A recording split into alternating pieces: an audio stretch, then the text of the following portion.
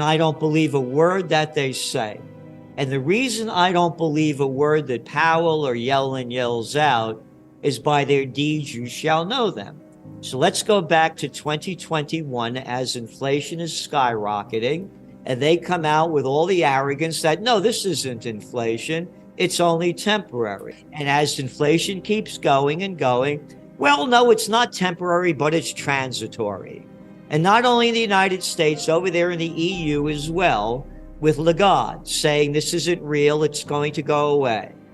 So what they've raised rates compared to inflation, and then when you look at John Williams' shadow stats, the inflation number is actually double this, not 7%, but more like 15%, because they take out things, the home prices, they went up 40% over 2 years. No, we're going to put them in there. No, we're going to make up a new thing. We put rentals in there and other things. Oh, and you're not eating steak anymore, so that didn't go up. You're eating chopped meat. So the numbers are rigged. So going back to what are they going to do? And you can't believe anything that they're saying, as I see it, because of the lies or ignorance that they've said before. Number two, they're not blaming. They're coming out and saying that inflation is caused by the supply chain disruptions. And you know what else? Rising wages. So now what we're going to do is slow down the economy so wages go down. No, that's not what's causing inflation. What caused the inflation was negative interest rates. The United States government dumping in over $6 trillion of fake money to artificially prop up the economy during the COVID war, bringing the interest rates down to nothing. So you had the housing boom, and merger and acquisition activity in 2021 hit an all-time high. So going back to where it's going, it depends on what they do with interest rates. If they raise interest rates 50 basis points on February 1st, the markets are going to go down really big and hard. That's the way I forecast it.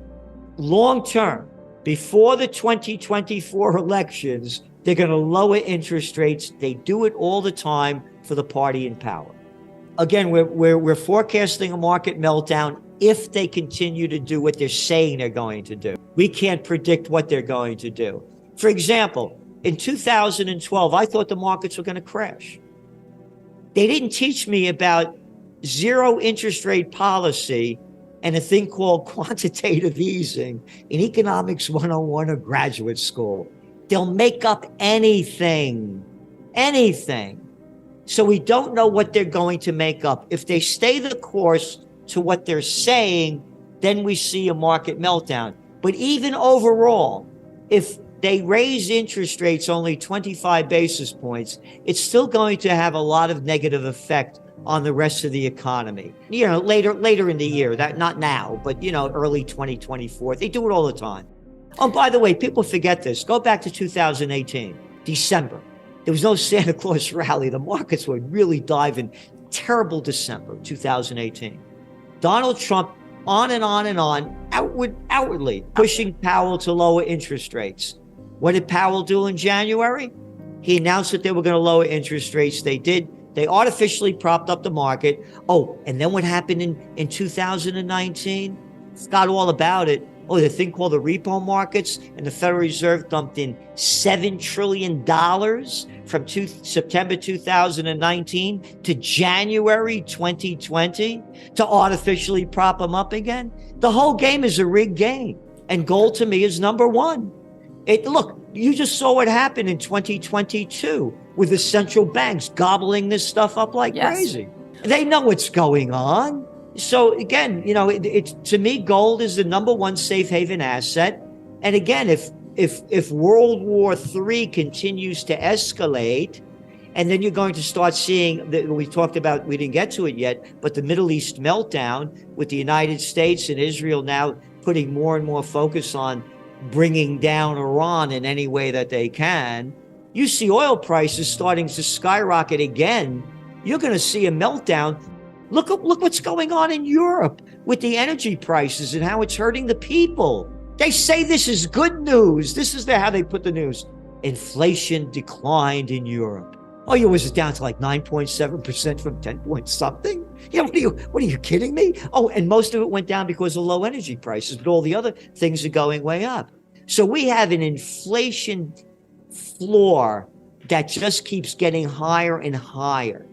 So if the wars escalate, oil prices go up, it will be that will be what ignites the crash.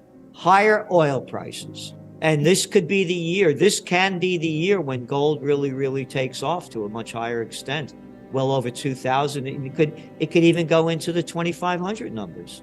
People used to call me a futurist. I'm not a futurist. There are too many wild cards, whether they're man-made or made by humans. You only could do the trends, what the current events are that are forming the future trends. So if the current events that are forming future trends continue to escalate into war in Ukraine and the Middle East, yes, gold goes through the roof. Anything can happen. And to me, gold is the number one safe haven asset. Again, I'm pushing for peace. Peace is prohibited. You're not allowed to talk about peace. It's not talked about at all in the media. And when you talked about peace, all they talk about is no, we're going to do more and more and more. So to me, that the gentleman or woman who said that gold at $5,000 an ounce, you're not even going to want to own it, I agree. I mean, you're looking at the emerging markets. They're submerging really deeply. They have all this debt. A lot of it's dollar-based. And the dollar is still much stronger than it was before. And they're going to go down really hard. And again, the damage done by the COVID war is incalculable. Look, one of our top trends is office building bust. You're looking at office occupancy rate, and you could go to the data, look it up, Castle, any of them.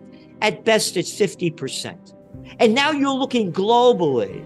You're looking in Europe at a 46% office occupancy rate. Places like London, 35%. All the businesses that depended on it. I'm telling you, the damage that has been done by the COVID war, not only financially, but spiritually, emotionally, physically, kids are going out of their minds from what happened with the lockdowns. Drug dealers, crime, one thing after another. So what we're saying is the economic situation is only artificially being covered up by the markets. When the markets go down, then the rest of the people in the economy know how bad it is. Every week we do the unemployment numbers, the people leaving jobs. One company after another, firing. Goldman Sachs just fired how many? Amazon just let go of how many? This one let go of how many? When did you ever see this? Day after day after day after day after day.